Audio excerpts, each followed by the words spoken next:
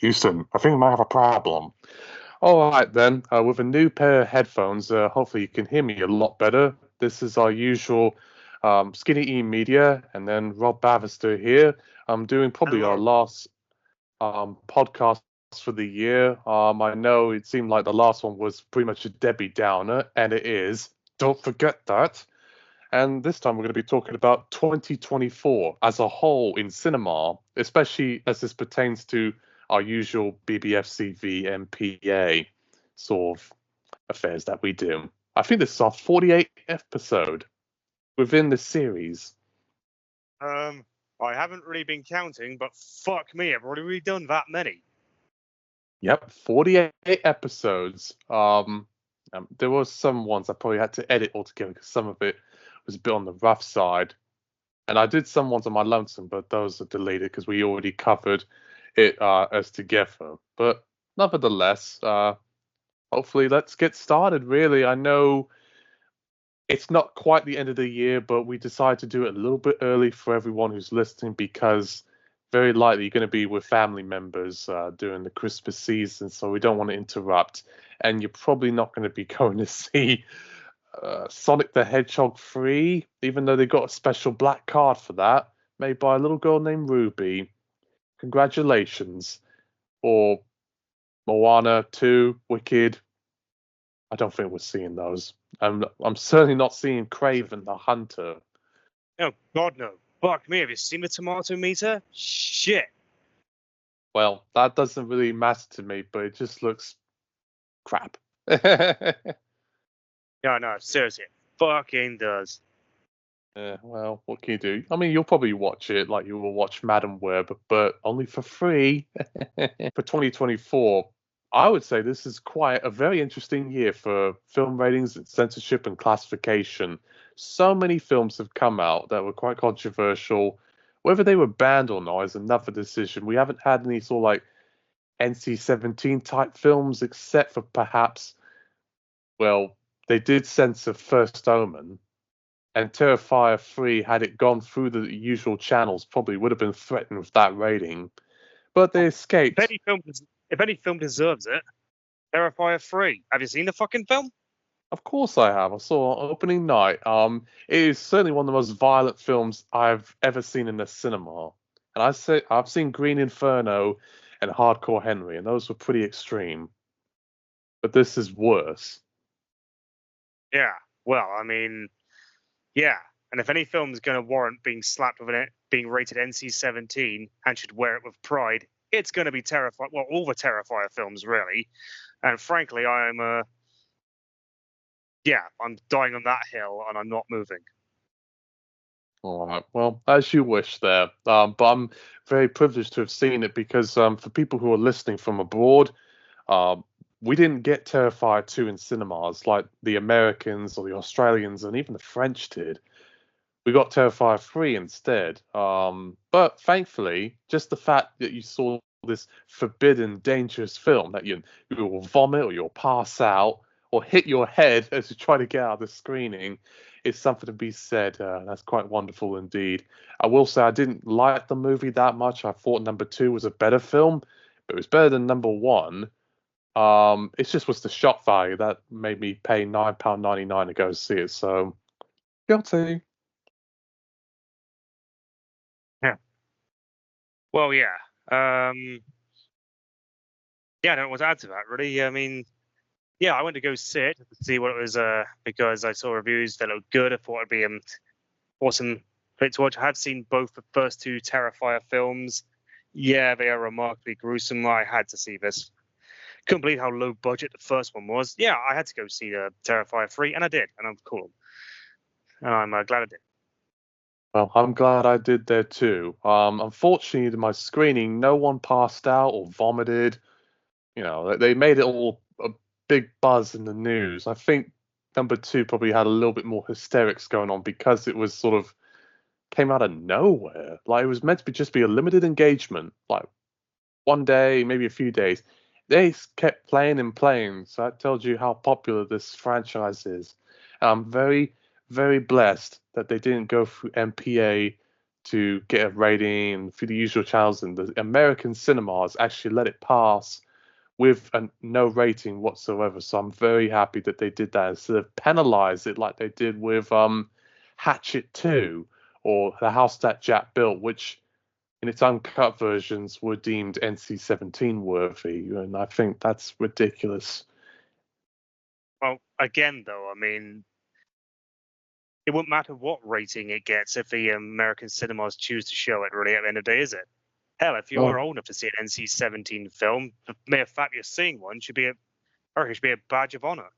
Oh, absolutely. I mean, I was almost going to see blue as the warmest color when it came out in the time I was in America. Unfortunately, that didn't happen.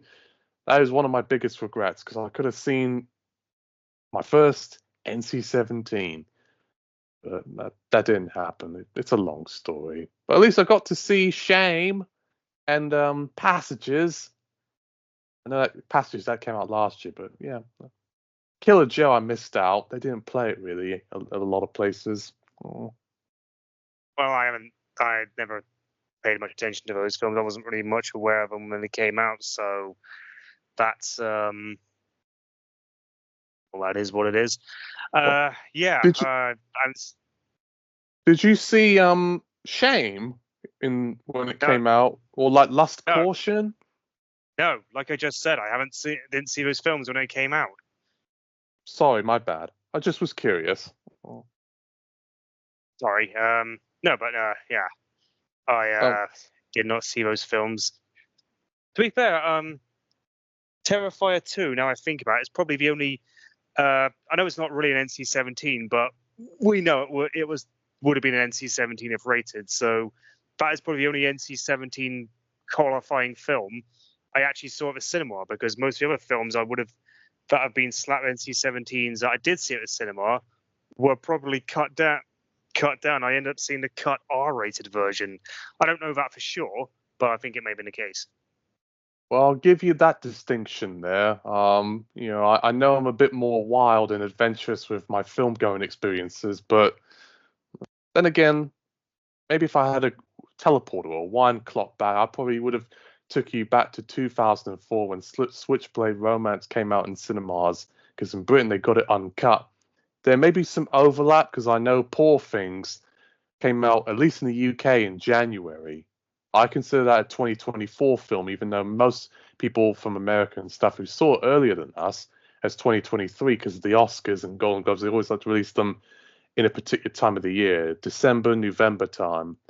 And that was probably the biggest shocker of the year so far, was the first film that sort of made press for being cut because it showed a sex scene where there was teenagers involved looking at Emma Stone having sex with an older man. Yeah. I mean, yeah, sorry, I wasn't, sorry, I kind of lost trying to think. Yeah, it was technically a 2023 film, which just didn't get released here until 2024, but that's a good film. I mean, certainly enjoyed that one. Yeah, I was, when I first heard it had been cut for an 18, that sort of like, went a red flag off in my head, especially considering it was only R-rated in America and only MA15 plus in Australia. Then I found out actually that cut version was what they would get, was the international version anyway. Still annoying that it got an 18 here as when it only got those ratings in the other two countries. But nonetheless, there's always going to be discrepancies, I guess. And yeah, well, a very good film. Well, it's got its issues. I mean, the accents are a little distracting because they're all American actors. But nevertheless, I mainly just saw it because I thought Emma Stone would look good looking with the dark hair. But I'm not going to go into that because that's not something I'd go to. That's not something I'd go to a cinema for. Oh, then you're not me. It's the same reason why I saw Pulp Fiction and Elfin Lead, because of the gorgeous woman on the artwork. But that's just me. I'm a bit weird like that. But nevertheless, yeah, you don't say. Well, to each his own. I mean, you probably got Playboy just because. No, I haven't. Okay. No, I haven't. I don't have any Playboy mags. Again, why would I? I got porn all over the internet. I mean, back when you didn't have the internet and you had to go through the news agents, I was just being funny. That was all. But I do miss those Really times. sports. I know you disagree with me on the rating itself, but I thought the 18 was appropriate because there was a lot of weird fetish content going on here, including lesbian interracial cunnilingus, which I never thought I would see. Well, I don't think that should be really factor into it and everything. I mean, the idea that it's lesbian or interracial is not really neither here nor there, to be honest. Well, how people hate woke and stuff, and they're all right wing these days.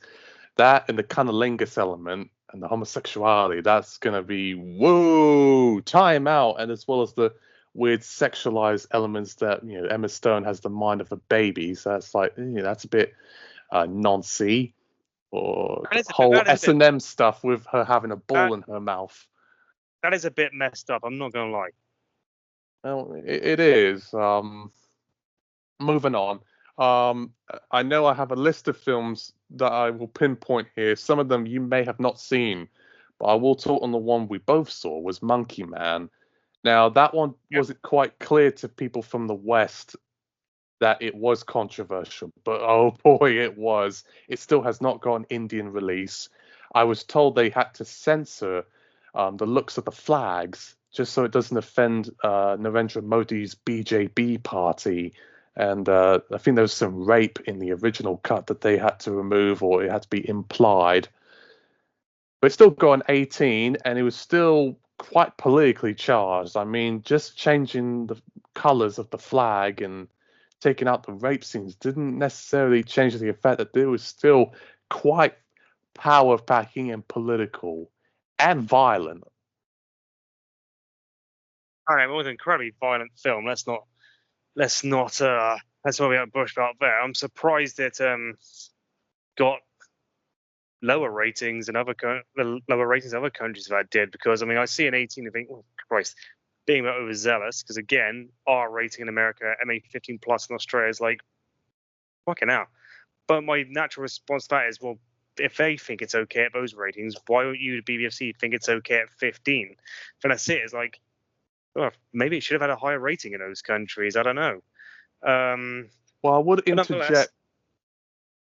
Sorry, I will interject. I think maybe I was assuming it would be a 15 because people compare to John Wick, and the John Wick films are pretty much upper end at 15s because of all the martial arts violence. And on face value, there isn't much that is different.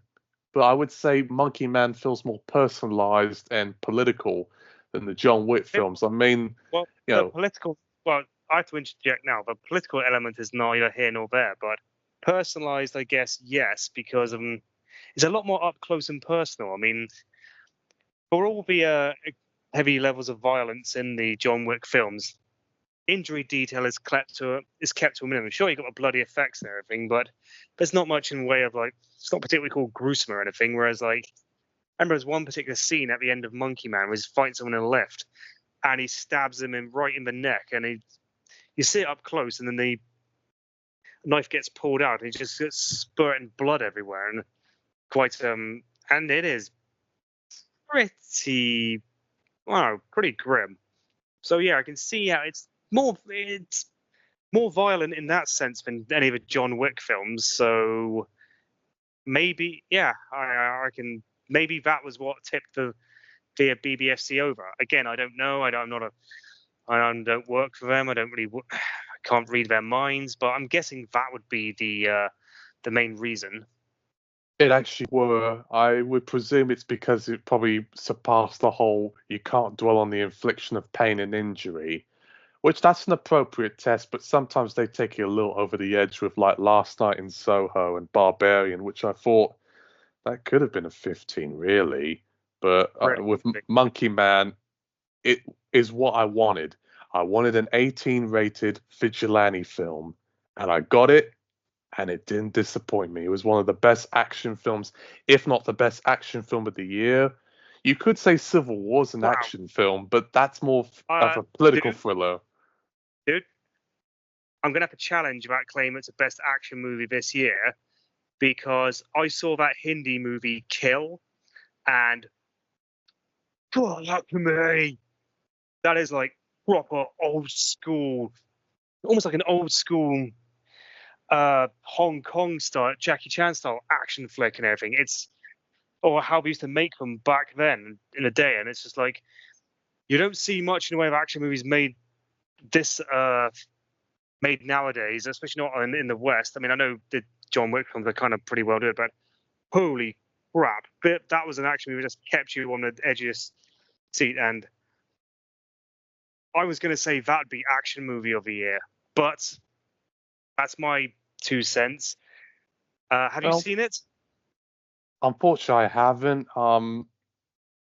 I don't know. I didn't really play in my area, and I thought, it does sound a little similar to Monkey Man. It actually sounded a little bit like that Snowpiercer movie or TV series where everything's on a train. I'm aware it was dubbed in the poster. It wasn't dubbed. I saw it subbed.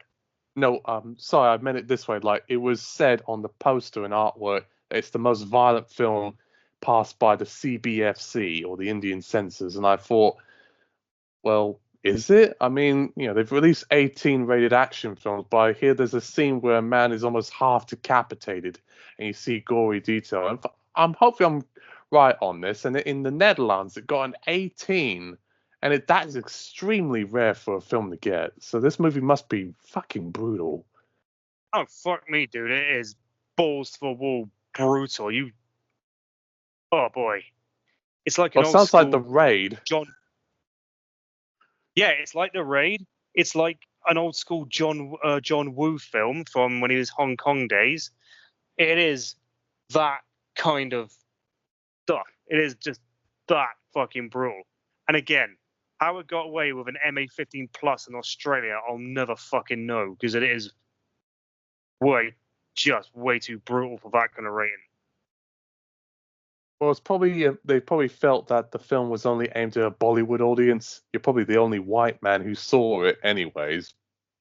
So they probably thought if we give it an R18, that will cancel out a bit more of the family audience, because a lot of South Asian people will watch these types of films, even if they're A-rated by CBFC, as a family unit, instead of just like adults or couples. So like different cultural standards, really. I don't quite get it, but my friend Joseph, he knows a lot about Bollywood. So I always go to him when I need questions of that sort of matter. He also likes Leo and Animal. Those were very violent Bollywood films as well that got 18s or A ratings by CBFC. But moving on, there are some films that I did see that you didn't. Hopefully you do, like Apprentice. That one, very controversial, not so much because of the rating, but because of obviously it deals with Trump. He sent a cease and desist letter. They almost were going to ban or not have the film ever come out. But thankfully, by the grace of God, with Briarcliff Entertainment, they bought the distribution rights for US and Canada, I believe, and they screened it, but no one saw it. And I felt like, how? You can watch Stephen Colbert going on about Trump and Arnold Palmer and whatever, but you won't see a biopic about him? Like, come on. Well, I did want to see that, but no, I never got around to seeing it. Never got around to it. So yeah, bit miffed I didn't get to see it, but what you do? Same with Gladiator 2. I wanted to see that, but I only wanted to see it in IMAX, and it wasn't showing in IMAX for very long, so ended up basically not going. So I'm a bit miffed, but again, some things just pass you by. Hey, I've had my moments.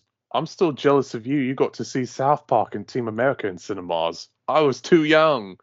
I didn't even get to see Love 3D when it first came out. I did see it in cinemas, but that was in France at a Cinematheque and several other things. I didn't get to see Infinity Pool, several other films, but nevertheless, moving on. Wicked Little. Oh, sorry, I'll move on that one. Book of Clowns. Now, that's a very good example. Talk about weird. It was rated 15 in the UK because of a use of motherfucker, as well as some scenes where, there's crucifixion. It's not too graphic like Passion of the Christ, but it's obvious that what's going on. but it got it, and it's PG-13 in the States. And the irony is that, America's some sort of Bible Belt nation. They passed it with a lower rating, and it was more or less essentially like a black version of The Life of Brian. I kid you not. It came and gone, but I saw it, and I thought it was one of the best films of the year. It's hilarious and offensive.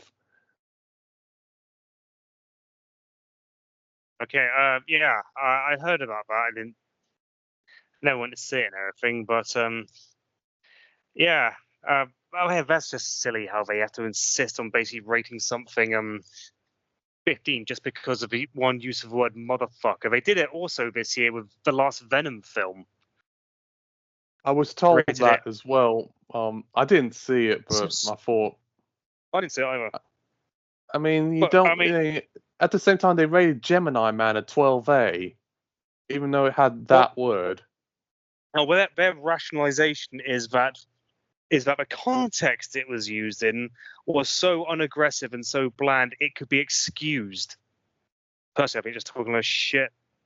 It seemed a bit hypocritical, really. But then again, it seems to me how the MPA is seeming more relaxed than BBFC when it comes to that word, because I've even heard it in films from even years before. Draft Day and John Q. Adult-oriented dramas. They got PG films, but they had that word being said, and I was like, wow, I didn't know you could get away with that. I always thought for a long time, you said motherfucker, you got an R rating. And the irony is that, America has its racial issues. Most people who use that word are black people. I almost never hear white people, except for like Bruce Willis, use you motherfucker, you sick ass motherfucking ass bitch. It's like, oh, what? But I don't like using that word that much because it sounds like incest. Why would you want to sleep with your own blood? No, thank you. Moving on. Maxine had a bit of trouble. Not so much ratings wise because it's a standard 18, but I was told from the recent podcast they did with MPA's Kelly McMahon, no relation to Vince McMahon of WWE. They were almost going to give it an NC-17, but they didn't, based on public jury. It passed with an R. So that's a very good thing. But I would have presumed, okay, I kind of understand because we've both seen Maxine. Great movie, by the way. It's actually better than X. Not as good as Peril. But Pearl, you mean? Well, it's a bit hard for me to pronounce that word because of the R and the L. Okay. But well, actually, I don't know which one. I think all three of those films were good, to be honest. Yeah, I was wondering about Maxine. I actually heard it. It might have actually been. I'd heard originally it was going to be rated NC-17, and I was like, "Ooh, that's interesting." I hope this goes through. Obviously, you wish what? I wish they followed through with it, but that's probably never going to happen. They probably thought because Infinity Pool failed. Wait, dude, do you say you actually do wish they went with an NC-17 rating? Yeah, just to defy them. We can't be scared anymore. Well, that's what I'm trying to say all the time. They shouldn't be scared of the NC-17. They should be embracing it. And frankly, the film can be released with an 18 here, and can be released with an R18 plus in Australia.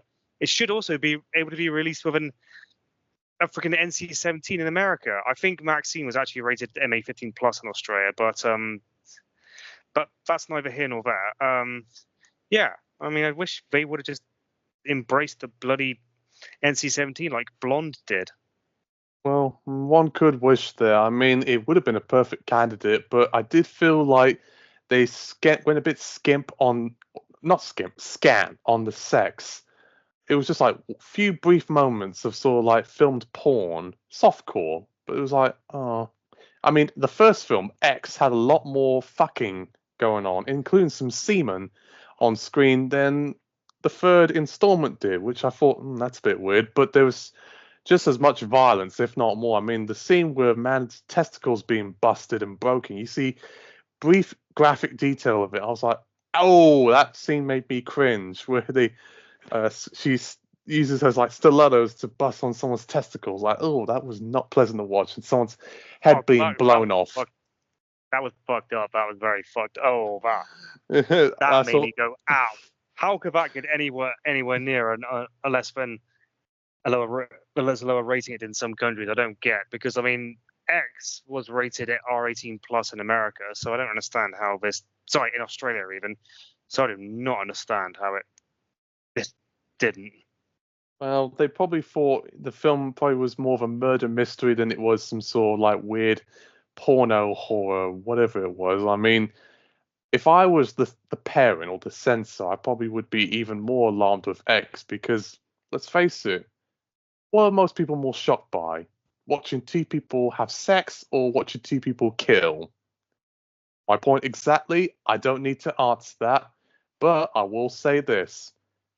Max Thien, I always like to pronounce it that way, is the first film I've seen in 21 years to have the letters triple X. Triple X was the first 12A film I saw in cinemas. That was like early 2003.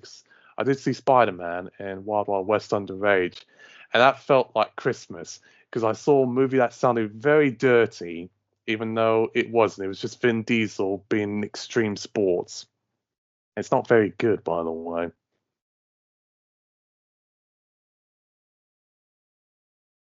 I mean, yeah, I don't think it's really, but I don't think, Triple X is not a good film. There's no about that. It was very shit. And hell, I mean, it came out the same year as a Transporter, and even though that wasn't a great film, it was way better than fucking Triple X. So it's certainly the film Triple X wishes it was, as maybe we're claiming it. But yeah, I could see that there. Mainly, you had to have been there in my head when I saw a movie that was called that, and convincing my father to take me to it. Like, I'm a dirty little bastard. But then again, I used to watch FHM Music TV when I was about like 13 and 12, so I've seen some dodgy shit in my years, and I'm proud of it. And I probably accidentally put it on Television X one time and was so embarrassed and got caught by my mother for like, what are you doing watching that? But that's another story. A film I probably should have brought up a little bit earlier on out of Terrifier 3, Monkey Man, all of them, is Blink Twice. I actually am of the persuasion that maybe an 18 probably would have been more appropriate, because much of the hoopla surrounding was because of the rape and the sexual assault content, to where they even put a trigger warning, even after the black card. We didn't even get that at the Curzon cinema chain that I was at, but you at the Odeon, I believe, you did. Cineworld. Yeah, we got a trigger warning on it. I mean, I don't remember if it was actually I thought a trigger was just part of the movie itself. I was actually of a mindset that maybe the trigger warning actually helped with the decision to allow it at 15. I mean, the rape isn't exactly completely graphic or anything. You don't see a huge amount of it. You see it a bit in a backlash, but it's not really dwelled on. I mean, yeah, to repeat, I mean, I'm going to say what I say all the time. Yeah, I think it's fine at 15, but again, my threshold for fine at 15 is very, very high. So, I mean, I don't think an 18 would have been necessary for a film like that. If anything, there's so little of anything else in the damn film. I reckon rating it an 18 might diminish the actual meaning of the 18 rating. Take a swig every time I say 18. Fuck. So, yeah, I'm going to disagree with you there, Mark. I had a feeling you would, and I'm fine with you disagreeing with me on that. But there was so much meme made about it, and I've never seen a trigger warning before a film of that sort. Not even Irreversible, which I saw at Cinematheque in France, even had that. And the rape scene in Irreversible is really graphic and really horrible. I don't recommend you watch it, because I know you have a crush on Monica Bellucci. Blink Twice is not as graphic as that film, but it made me a bit concerned. But when I saw it, the audience actually, there's quite a lot of women in there, so I was a little surprised, and that actually made me like, okay, they're sort of in on it.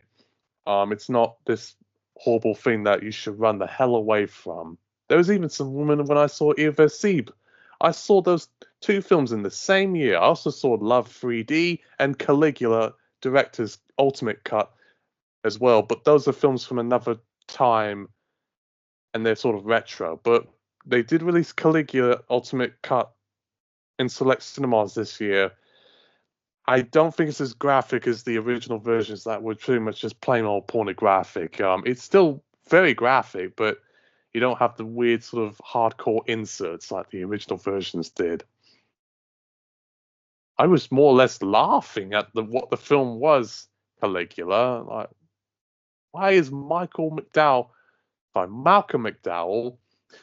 putting fingers up someone's ass? It was like a sort of intimidation tactic. Like, whoa. I'm not seeing Caligula, so I cannot comment. So I got a little bit ahead of myself, but I know that's a film, got quite a bit of attention because of its legacy, even if it's a more older title in itself. Sometimes I have a tendency to see films based on past histories or just the title and its namesake. I mean, just these past weeks, I saw Night Bitch and Queer. Now, you can only imagine why I saw those two films, right? Just because I was playing with fire. I really wanted to see why someone would pay good money to see a movie where Amy Adams refers to herself as a night bitch. But in the film of itself is actually not very controversial. It's only just because of the language and some sexual stuff. There's actually no nudity.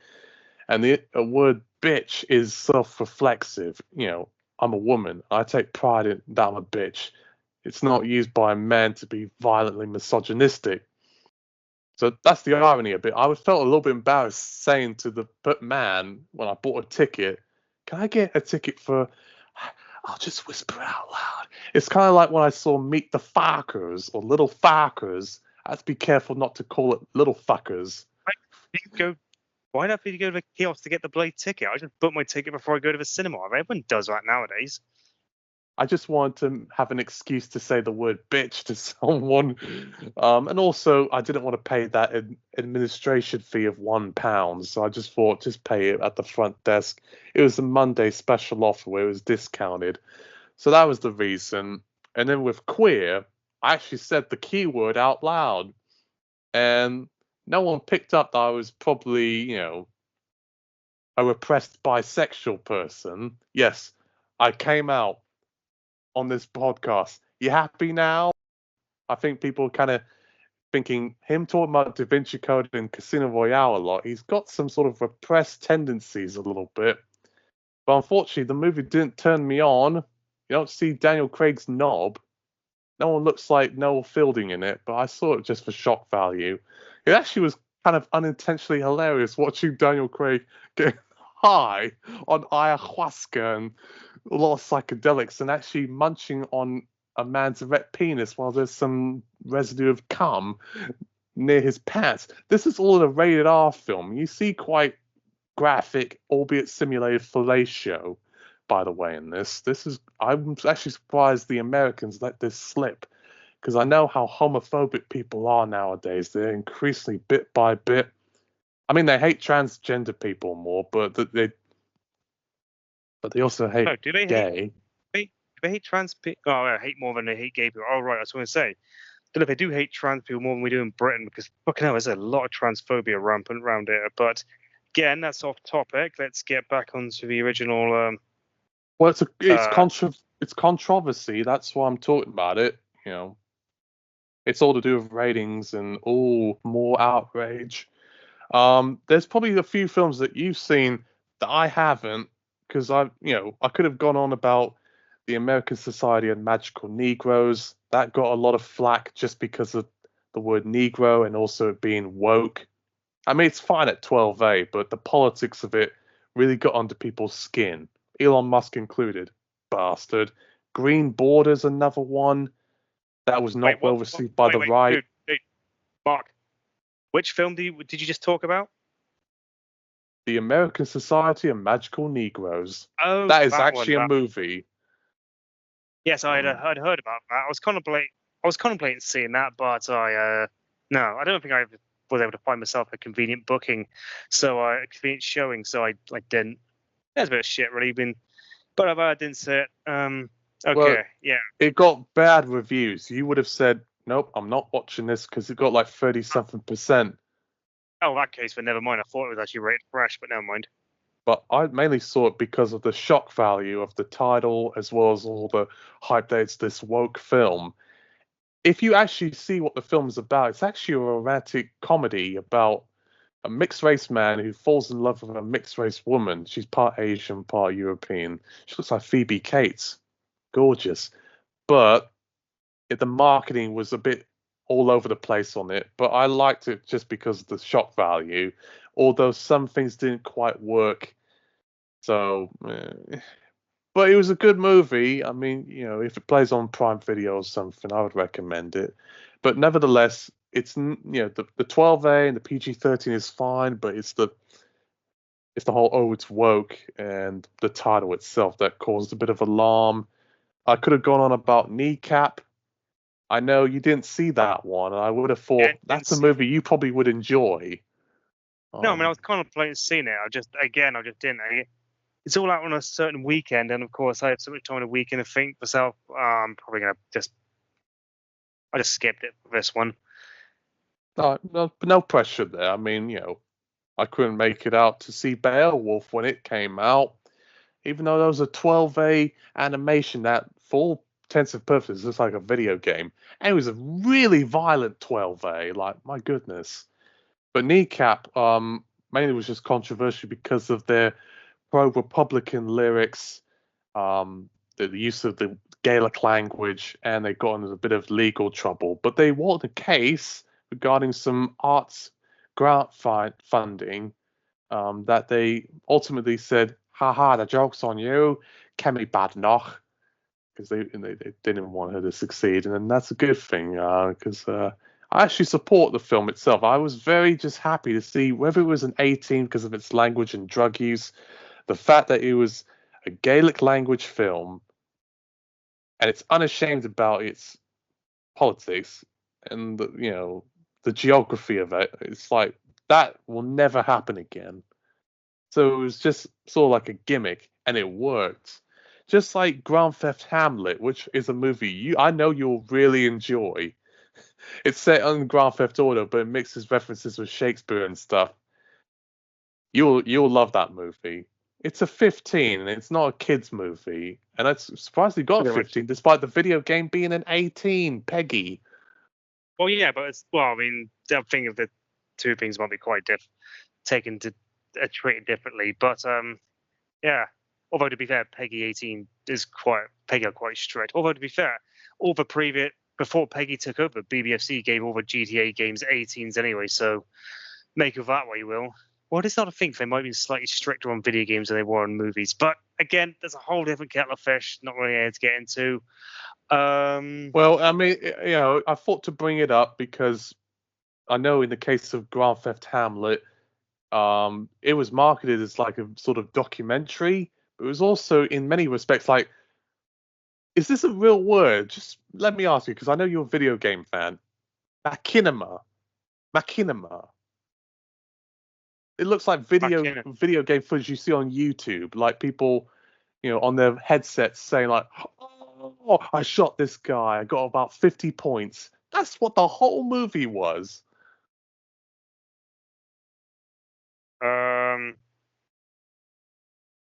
Sorry, what was the movie again?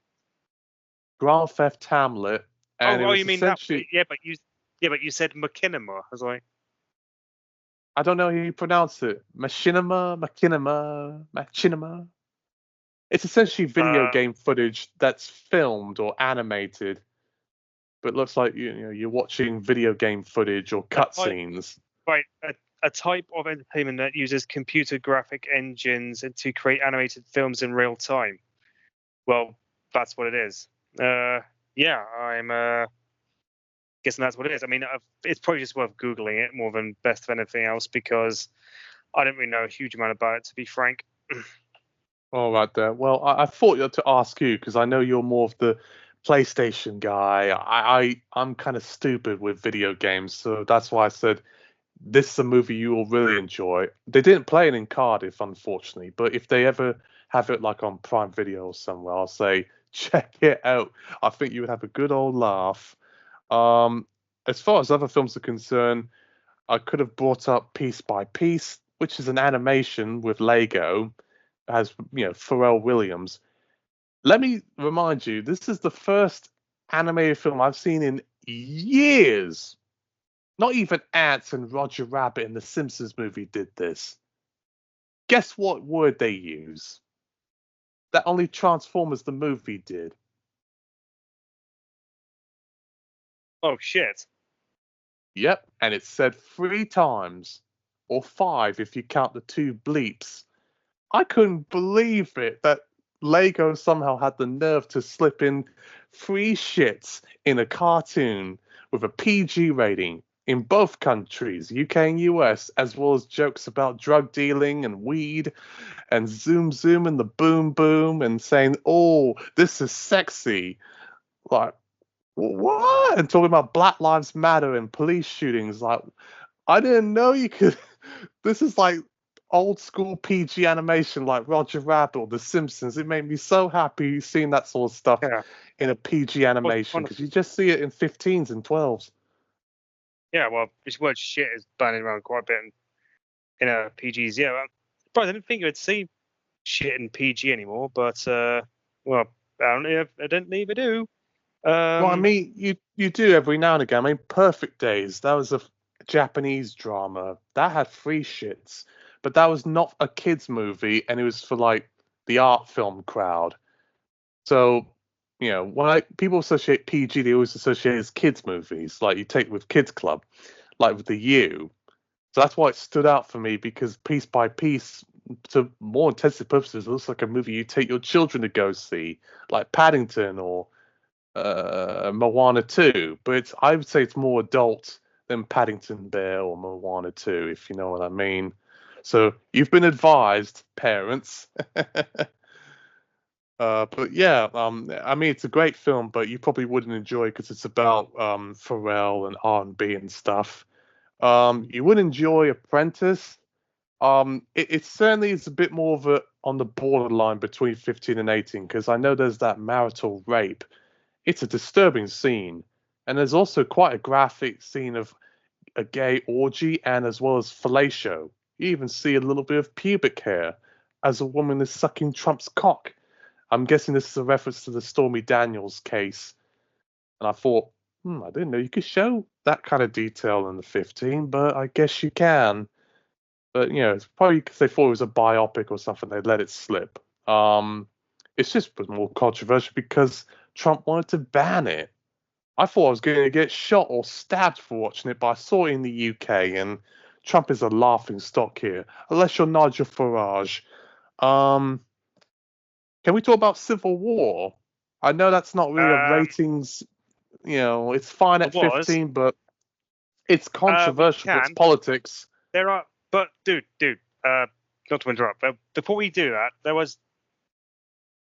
we talked about animated films, so of course I wanted to bring up 2 animated films that came up later this year with regards to ratings, if you don't mind. Go right ahead. The films Transformers 1 and The Wild Robot. I'm aware that Transformers 1 almost has a middle finger gesture, but it doesn't quite show it. Robot Dreams had that, but they had to blur out the fuck you finger. Even though the Simpsons movie got away with it. Like, huh? Yeah, I'm very... Yeah, that was back then. Yeah, I was wondering about that when I saw it. I was like, well, did they cut that out? BBFC cut that out. I was like, no. Apparently that was deliberately designed that way. But only bring it up because both films were both rated PG in both America and Australia. Now, Transformers 1 was rated PG here, but of course Wild Robot got away with a U rating. And it seems like basically the BBFC are being a lot more lenient at you than both the MPAA and ACB are at G rating. And of course, having watched both the films, fortunately I didn't see Transformers 1 in IMAX. I didn't think Odin was showing in IMAX, but it turns out later they were, so I'm pissed about that. But having seen the films, yeah, I can see a difference in the rating issue. While they both involve robots and there's a bit of robot on violence, I mean, there's more swearing in Transformers 1. I mean, obviously there's the implied middle finger and the phrase, "Better, Citron." Oh, God, that sounded bad. Better. Astron. I can't do it. Okay, I tried, but I can't. Yeah, that was a few times. So I guess that's why it would be PG, whereas a Wild Robot would be U. But also, well, again, the robot-on-robot violence is, that's all the violence is in either film. Basically, the robots in Transformers are portrayed as sentient beings. Whereas in the Wild Robot, I know the main titular robot is seen as partly sentient or becoming sentient. The other robots, which are the bad guys, are portrayed as just inanimate objects. Not really inanimate because they move, but I mean, non-sentient,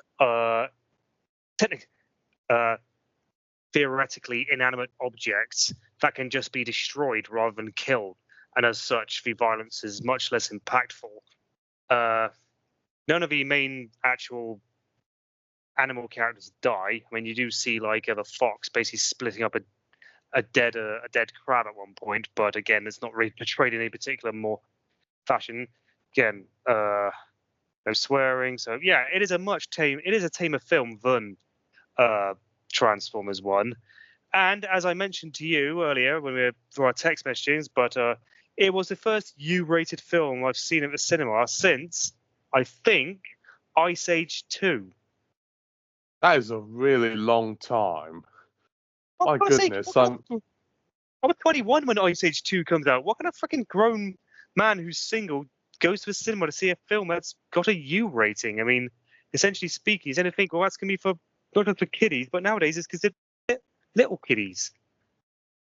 Well, I mean, I've seen Space Jam New Legacy in the cinema. That was a U. That almost kind of bordered on PG. But I mainly saw it because the audience was likely to be people of my age group, when the millennials who remember seeing it as kids. So I kind of got away with it. Same with Toy Story 4. But you are right, I haven't seen a U film since then. And with Wallace and Gromit, Vengeance Must Foul coming out, I'll only be seeing that on TV, so it won't be quite the same. With that in mind, so can I deduce that you haven't seen The Wild Robot? I haven't. It didn't really appeal to me, and I think The Apprentice came out that same day. You should have seen it, mate. It is. You should have seen it, mate. It's awesome. But again, no, I digress. Don't want to get too bogged down with details. With everything. Good film. Maybe I might catch it, maybe not. Usually when it comes to animation, I'm a little bit picky these days. I did go out of my way to see one particular film that I know anyone else was not possible to do, and I actually broke down on the motorway getting back home with a flat tire just to see this one film. And I'm glad I did, because I got to fulfill a lifetime goal. You want to guess what it is? No, I don't. Please do tell me. Kizu Monogatari, Koyomi Vamp. It's an anime. It was an 18-rated animation. I fulfilled a lifetime goal. I've seen porn, I've seen adult animation, but not seen at the 18 level. Only 15 ones like Sausage Party and Peasants and stuff. So I was very blessed to risk my car being broken down with a flat tire just to see that damn movie, and I'm glad I did. It was raining like crazy. I'll never forget that day, even though the movie wasn't very good. I got to finally say, you saw an 18 animation on the big screen, because I was too young to see Perfect Blue, and Walter Bashir wasn't playing anywhere nearby. I was a tad too young for that one too. The only reason why I got an 18 was because of animated, albeit graphic, scenes of a woman, is cut by a flying crucifix, and there's her intestines spill out, as well as various scenes of people being decapitated and dismembered, but they somehow morph back their organs. I mean, in many respects, Elfen Lied, and I go on about that damn show, is a much more problematic animation, and Super Jail, which is an Adult Swim cartoon, are much more problematic, and those were 15s than Kizu Monogatari ever will be. So that one, even though I saw an 18 animation, I felt like I didn't quite get the whole slice of the pie. I felt Sausage Pie was more adult and used its rating than Kizu Monogatari did. Or in a better example would be like Perfect Blue or Gats or those darkness hentais, Afro Samurai. Oh, you know how earlier? Sorry, mate. I just then look back at some of the films I've watched this year. I didn't. I know this might detract from what you're saying, but I said how Terrifier 3 was the first unrated and therefore probably NC-17 film I saw I've seen at the cinema. I was wrong. Don't lie. Is it Because in earlier a violent this year I saw, nature? they are. You cunt! You got there before me. Yes. I saw that too. I was actually at the View in Finchley Green in London. No one was there, weirdly enough. I was the only one on the screen, but I wanted to see it because the title. I never seen a film in the cinema. It was called Violence or Violent. I was too young for a history of violence, and I missed out on Violent Night and A Most Violent Year.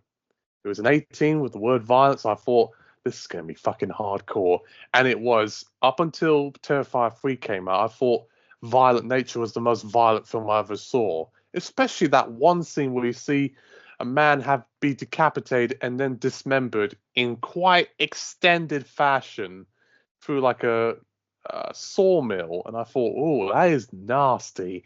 And then that scene where you see someone's spine being ripped out and their head is pushed and shoved in through their rib cage or something like that. I was like, oh, that is gruesome. The scene where he gets that I'll start again. But he encounters that girl practicing yoga. Oh, that was fucking cathartically brutal. Oh, because the film is really slow paced. I was wondering, where the hell is this going to get going? And I saw that, I was like, oh yeah, that's good stuff. That's what we came to see. Oh, absolutely. I mean, it lived by its namesake.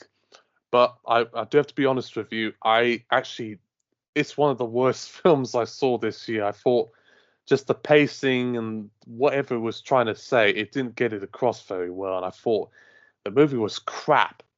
But I respect it for its graphic imagery and bypassing MPA. They actually released it in regular cinemas in America, which I say, good job. I saw it in the UK, so, good job too. But I just wanted to add that there. So I hear they're doing a sequel on it, and I can only imagine how that would work, because the film I was told was, remember Nick, he'd done our 18 podcast, was like some sort of metaphor or satire. I failed to see what was the statement they were making. It just coming across as a bit dull, really. I don't know.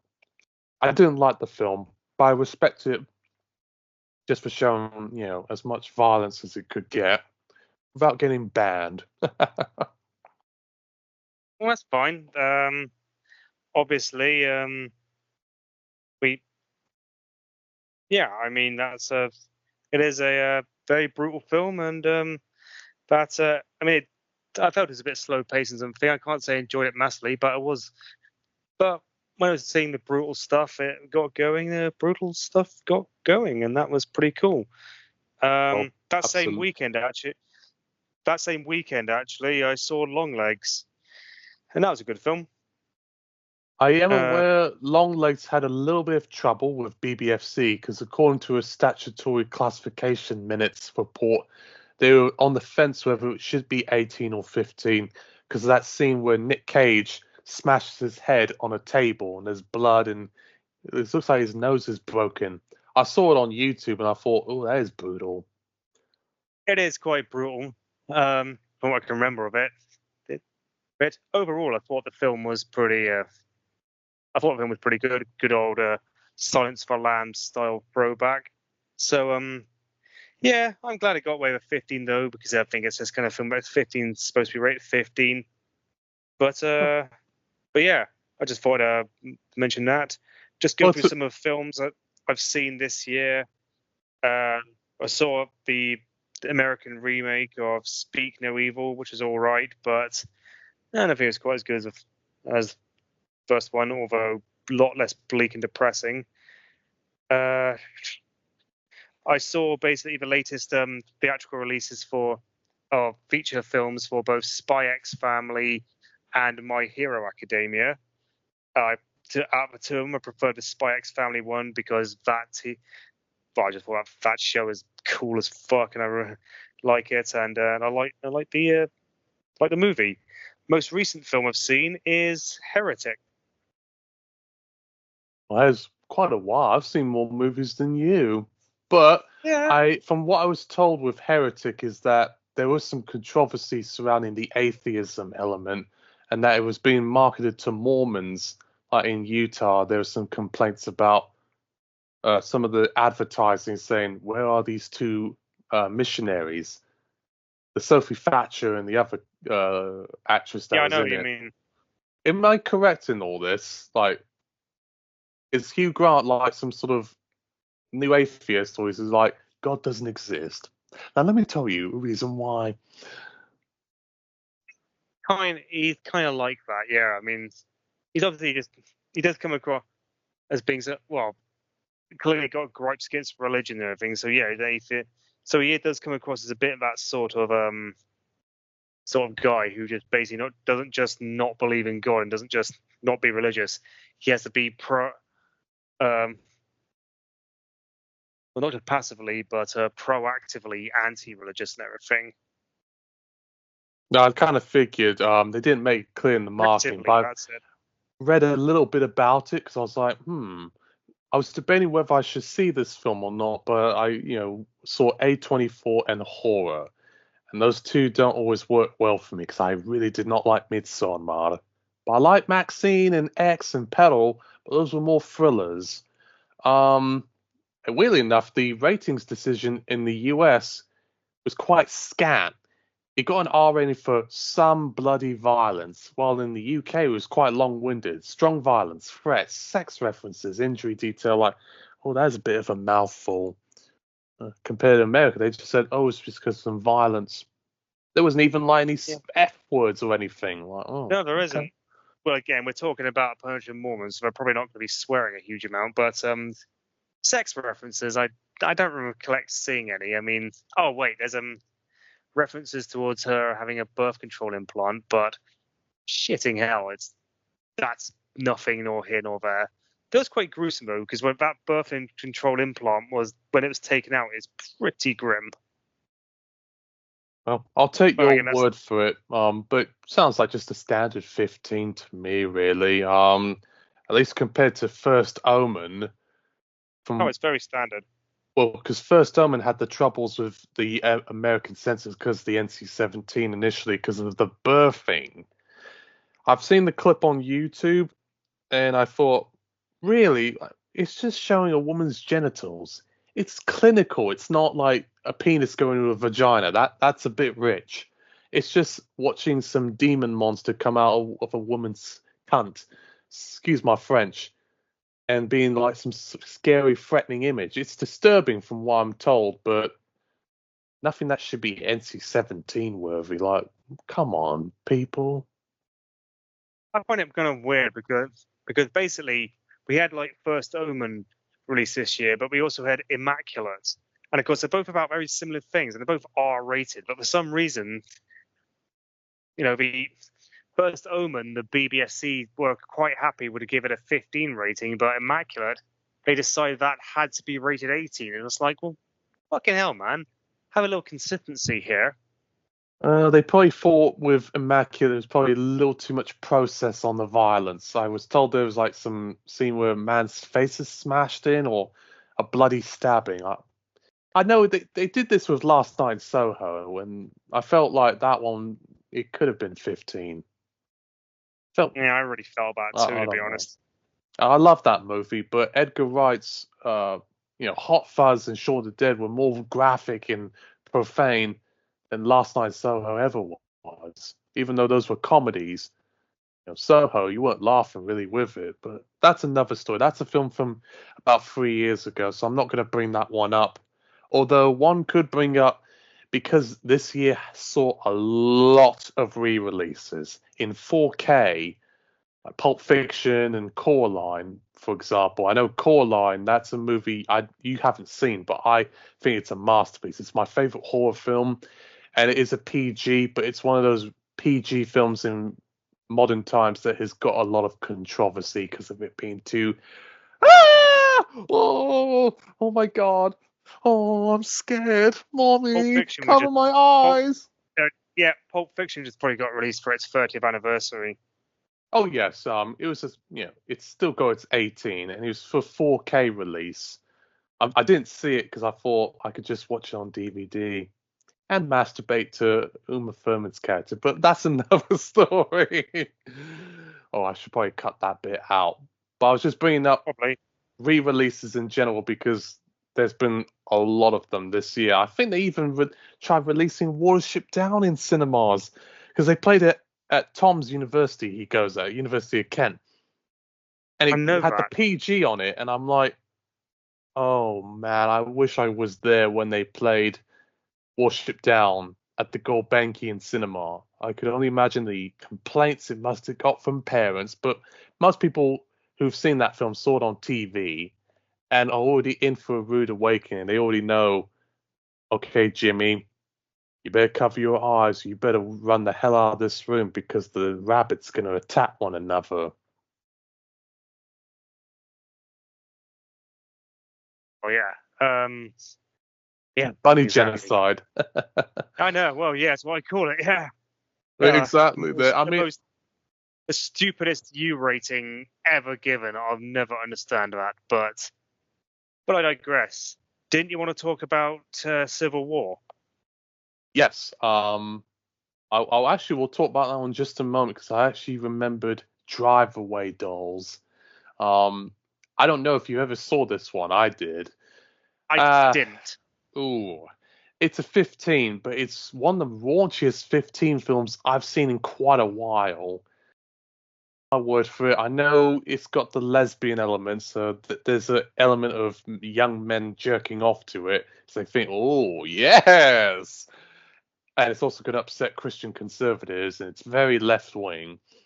But there's a lot of weird scenes of women masturbating and dildos and like kind of weird kinky fetish material. Like, whoa, that's a bit on the rich side. It just had as much sort of weird kinky sex stuff as Queer did. Have you seen Love Lies Bleeding?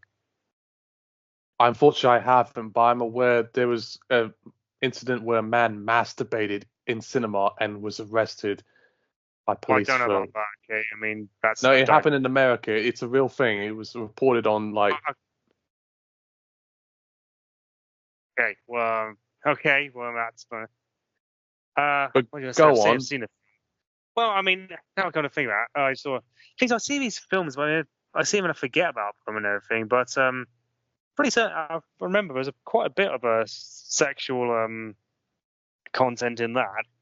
Well, for love me, I can't fucking remember what. So I mean, it's got two women making love. And a scene where a man's face is smashed and his jaw is ripped out. Like, ah. Well, I mean, yeah, there we go then. But I mean, now I've mentioned it, I can't really go. Do you want to talk about Civil War now? Oh yeah, we'll be more than happy to. I know on a ratings level, it's unremarkable. It's a 15, but just all the controversies surrounding it, and as well as some of the backlash against it being too vague with its message, has caused a bit of alarm, and especially with this whole year of elections from Slovakia and India, all the way to just Donald Trump and Romania cancelling their elections recently. I thought this is a movie that's going to start terrorism. Oh, yes, of course, Britain, but I doubt anyone was going to kill one another just because Keir Starmer won. But we did have Southpaw. Well, no. Yeah, but that was something else. But that happened after the bloody election. That wasn't really related to the election, although you could blame Nigel Farage for it. But I mean, yeah, I don't think anyone's gonna. Well, no, I mean, no one's gonna do a freaking. No one was gonna do that because here's the one. Because let's face it, Rishi didn't have a cult of personality around him, and well, the Tories had lost so much support. I mean, it was pretty obvious they were going to lose. But yeah, I mean, I suppose you say that, but we say that, but we say it's a political movie, but it's a pretty apolitical political movie when you think about it. I mean, you don't hear any ideologies being mentioned, do you, or being discussed? No, that's up for the audience to decide whose side are they on. I mean, you have to be pretty naive to not figure out that Jesse Plemons' character that says, "What kind of American are you?" is kind of like MAGA, anti-immigrant. Okay, He'll well, shoot at. All right, yeah, that one was pretty on the nose. But other than that, everything else is like kept. They don't talk about any sort of political ideologies. They don't try to promote any political ideologies or condemn anything. The only message they really seem to portray is war is bad and kind of need to stop a country from becoming fragmented. But I mean, well, I actually don't say that. It's more just a case of the dehumanizing effects of war. It's unexpected. I'll give you that. It were. As far as I'm concerned, it actually works on a sort of. You could pick it into pieces and you'll still get something out of the puzzle. That's how I approached the film, and seeing it, especially with this tense climate we're in, especially when it was still Trump versus Biden at the time. And I thought there was going to be terrorist attacks in cinemas or people were going to threaten with guns. None of that happened, surprisingly. And there's actually some conservative people who saw the film and liked it, which is a good thing because I thought there's something in it for everyone. And it's also my favorite film of the year outside of Perfect Days, Piece by Piece, and The Apprentice. But, I would have said that about The Apprentice film, but no one saw that. But people saw Civil War. But as far as I'm concerned, I kind of lost the battle on that one because nothing really stirred shit up. Most of the people were just complaining about how it's too vague or it's kind of boring or the marketing was a bit deceiving. Like they made it look like some sort of guns to the wall. Like The Purge. I love the Purge movies, but it felt like a sort of toned down art house version of that same concept. But take it for what you will. I actually saw more people getting up in arms about the Zone of Interest film that came out earlier this year. I don't know if you've seen it. It's a 12A, although it is kind of on the stronger end of it because of the Holocaust content, even though you don't see a single death or any gore, but it's all played in the background. It's quite disturbing and nasty, but a lot of people got up in arms about it because of Jonathan Glazer, the director, saying we must not look past the issues that are occurring in Gaza. He was very, very brave to say that. As a Jewish filmmaker, he's going to get hell for that. But I'm glad he won the award for Best Foreign Language Film at the Oscars and BAFTAs and bringing up the Gaza debate because that BB Files documentary won't do that. You mentioned it. I've heard of it, but where it was about the war, where it was about the Holocaust and everything. But no, I haven't actually seen it. I almost forgot about it. I probably shouldn't have. But no, I've seen it. It's a sort of borderline film because it came out around the same time as Poor Things. So it's kind of 2023, but I consider it 2024 given based on the calendar year. But it's all, at the end of the day, what I will say is this. You will not be entertained by it. It's a thinking man's film. It's like that movie I took you to at the chapter arts, like Ennis Men. You can't be entertained by it. You might fall asleep and be a bit bored, but you might be like, must stroke my chin and have some port Well, I'm contemplating the themes and the ideas of this film. We've seen Robbie Williams as a monkey. You can laugh at me for wanting to see a movie like that, but it's obviously because of shock value and also to see if kids will be sneaking in to see a movie with a talking chimp and treating it as if it's like Minions or something. But it's certainly not. I don't know. What's your view on that Robbie Williams film coming out? You probably be like, oh, God. I don't think anything about it one way or the other, mate. I have not paid it any heed. All right, then. Well, I like Robbie Williams' songs a bit more than you do. Maybe they might talk about him taking his skin off and throwing his organs at women like Rock DJ music video. Oh God, oh that was gruesome. I will say, jumping on, I know there's also been some adverts that have caused a bit of alarm. I know when I go to the cinema, they always keep playing that one for Boots with sort of black Mrs. Santa Claus helping out with her transgender elves and female elves to try to send the presents, and it's from Boots. I've not seen that. It's been getting a lot of shit online because it's WOKE. I had to bring it up because wokeism to most people these days is almost as bad as having a sex scene. Oh dear, how did we get to this point? But then again, showing Star Trek, William Shatner and Uhuru having a kiss and it was interracial in the late 60s was still very much, oh, no, you don't show that. I bet those same people probably wanking off to that because it's forbidden. But that's another story. And then Jaguar got into some shit because it's woke again by showing all these metrosexual people and it's not even showing a car.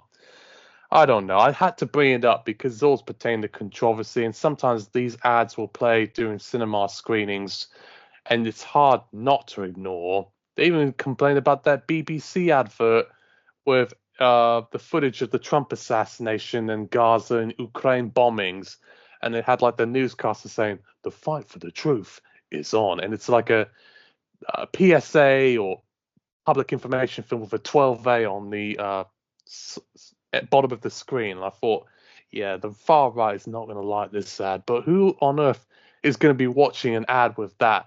Because it played during Apprentice. So, and the far right is not going to watch a movie that mocks Trump. So, take my word for it. They won't also watch Origin, which is a movie they will think is disturbingly woke, but they may watch a very hilarious film called Wicked Little Letters. You should check it out. It's almost like a granny OAP version of South Park. I've seen that. Oh, you've seen Wicked Little Letters? Yeah, I've watched it on TV. It's the one about those set in the 1920s, about those obscene letters that were sent around, wasn't it? That's the one. Yeah. I saw it in cinemas and I thought, good. This is hilarious. Although my grandmother would not like some of the language in it. They made a bit of a beef about it because it's for older people. Most of these pensioner films are usually 12A, but sometimes pensioner films can sometimes get away with shit like Calendar Girls, which I think is the first 12A rated porno ever made. Well, I don't know about that, okay? But one thing I do want to mention, because you mentioned Tim Burton earlier on, didn't you, when I was talking about Nosferatu? Yeah, he did the Beetlejuice sequel, which that was exactly 12A, and everyone remembers it being the original being a 15. My first ever 15 was that. I don't know what your first 15 was. I can't remember back that far, to be honest. I mean, all the originals been dropped to a 12 now because well, remember it's only a 15 because 12 didn't exist at the time. And the BBC felt it was too strong for a PG. That is true. I mean, the reports confirmed that. And, on the surface, some of the gore and the F word was probably too rich for the junior audience. But then again, they gave Gremlins the same treatment. And both were PG films stateside. I will say, though, because the sequel, it's actually quite on the edge. I mean, I almost thought some of the stuff was 15 level. Like the baby that looks like something out of Chucky was like biting people's necks and there was blood everywhere. Like, Yeah, no, that whoa. was quite. Yeah, I know. That was quite. I was like, because already we had scenes. We had those claymation scenes where that shark eats that bloke, and then there's quite a lot of blood. And then later on, you see that guy walking around. That same guy walking around has half a torso and everything walking around. But obviously, it's all very, very campy special effects. I'm guessing they felt that was okay to let that go. But Jesus Christ, that baby scene, fuck me. I guess because it was a dream sequence, they felt like let it go. Because I remember one of the trailers was rated 15, and I was like, "Oh God, BBFC, don't rate this 15. Don't rate this 15. I mean, I'll lose all respect for you if you do." And then they did rate it 12A. It's like, oh, thank God. It's like, you aren't a bunch of dicks after all. And I saw it as like, wow, they are really letting a lot go at 12A. I was actually quite impressed. But then it's like, I shouldn't be that impressed because it is a PG-13 in America and I'm not mistaken an M in Australia. So it really should be a 12A here. But still, though, just knowing that BBFC would let such things go at 12A is enough to give. It's pretty much just enough for them to get my thumbs up. I will say I was surprised by the amount of gore in that particular film, particularly considering there's even 15 level horrors that don't have as much injury detail or bloody images as that film did. So that caught me certainly by surprise, but I'm guessing it's because the comedy element. And they probably thought some kids will want to see it. And I thought, like, well, I suppose. I mean, the kind of people who saw Corpse Bride and Nightmare Before Christmas will, come in droves to see it. Yeah, well, I mean, they were saying it's in a podcast earlier on this year about horror with the BBFC. They said it's while there can be threat in a film, it mustn't be the overall theme of the film. And because the film was predominantly a comedy, it was A-okay. So I was like, fine then, I guess. I mean, I'm not totally sure I really follow what you're doing, but does seem a little bit vague, but and arbitrary. But overall, as long as still they gave it a 12A, and I was quite happy that they did because it would just, again, if they'd given it a 15, I think they would just once again have embarrassed us on the world stage. Well, I mean, I would have been fine with the 15 just based on those Chucky scenes and the creepy actor who they didn't show his face, obviously.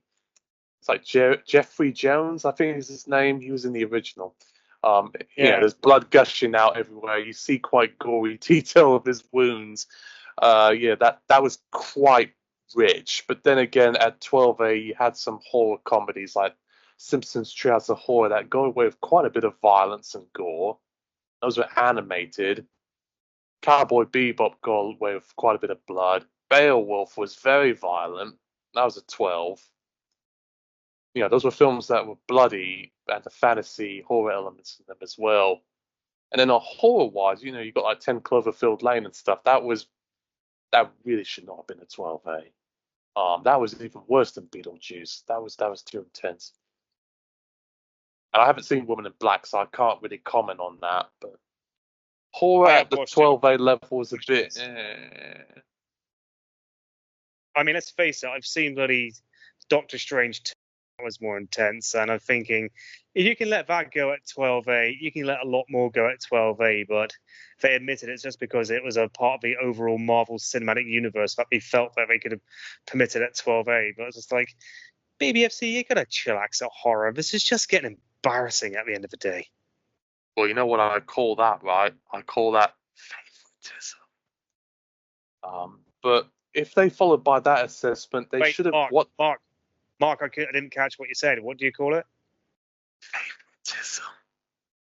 Favoritism. Oh. Disney's been at their wallet. If they upset Disney, all hell will break loose.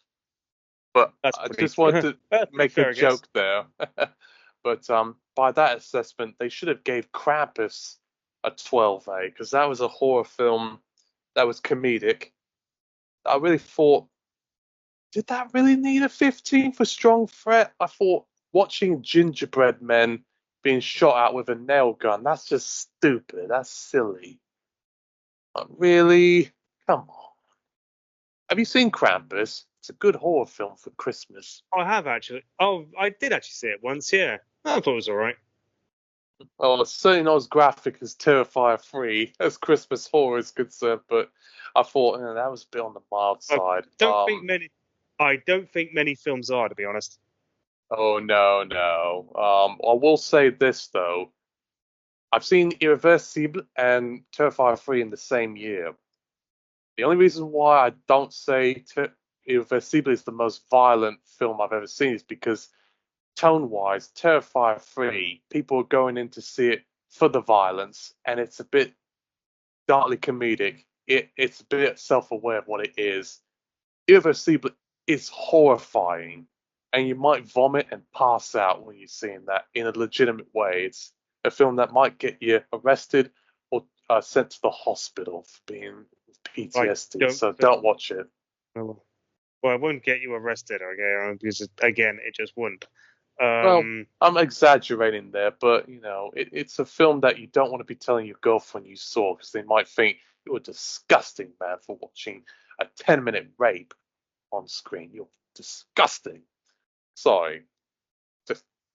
Just sorry, I was just yarning on there. But did you want to bring up the substance? I think that was a big one we forgot about. Because for me, Tom really liked that one, so he was fine at 18. And well, I was surprised it got an R rating without any cuts because it's really bloody and violent toward the end. And there's also quite a bit of skin. Like some men probably got an erection watching a naked Demi Moore. Well, I don't know about that, but I mean, well, they might have actually. Now I think about it, who knows? Yeah, it's a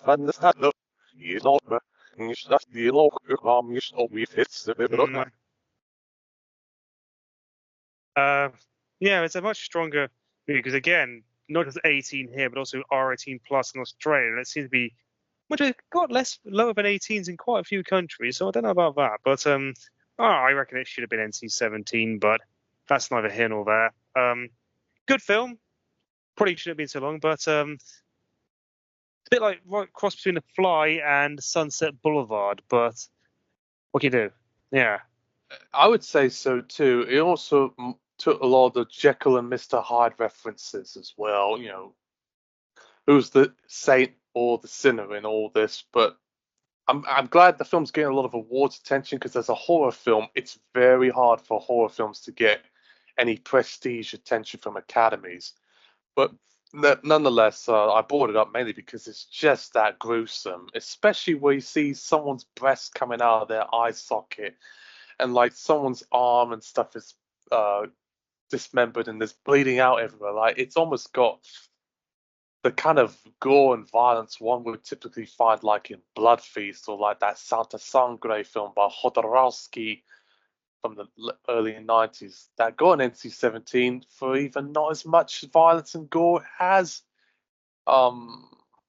substance. And it actually had quite a bit of nudity for what would consider to be a mainstream film, even though it was made entirely in France with British money. So, talk about weird. But then again, the French, they get away with a lot of shit. Titan was rated R with no cuts, and that was pretty much essentially like a modern day Crash. And obviously, we know about Crash because the Westminster Council banned. They banned it in Cardiff as well as the weird kinky fetish stuff. Should we bring up the elephant in the room here? I know this has nothing to do with ratings, but let's just bring up Luigi Mangione, the guy who assassinated the United Healthcare CEO. Wow. I'm surprised that didn't happen a bit sooner. And I've always said, American problems require American solutions. And the CEO of a private healthcare company being shot is very much that. Oh, easily there. I'm honestly quite gobsmacked that he managed to get away with it.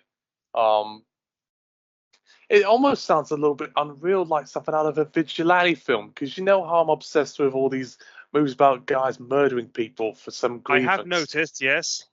Well, thankfully, to anyone who's listening or the police, I'm not going to kill anyone. I want to kill myself, not the public.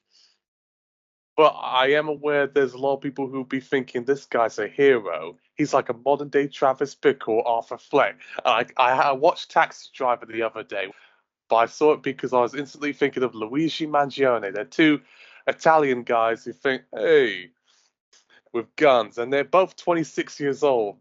The Travis Bickle character and Luigi, Yeah, and I'm not just like, 26. whoa, talk about weird. Hmm. Yeah. And Talk about women are fawning over him because they think he's a stud. yes. I know. Yep. Yeah, I have noticed that. Well, I know he's some sort of a folk hero now because he actually, said what a lot of people were thinking and probably did what a lot. Well, not necessarily saying everyone was thinking about that, but fucking Christ, I mean, I'm not. I'm not going to go into it, mate, because there's too much to talk about. I was wondering if we should wrap this up now. Yep, we might as well there. I think we said our piece. Hopefully we'll not get prosecuted or someone will plant a bomb on our cars just for saying the wrong thing. Now, you know how I am. I'm paranoid like that. But nevertheless, Merry Christmas, Happy New Year, live in fear or the Russians will bomb you on the 2nd of January 2025. Don't let that happen. Stay in your bunkers if you can. All right, then.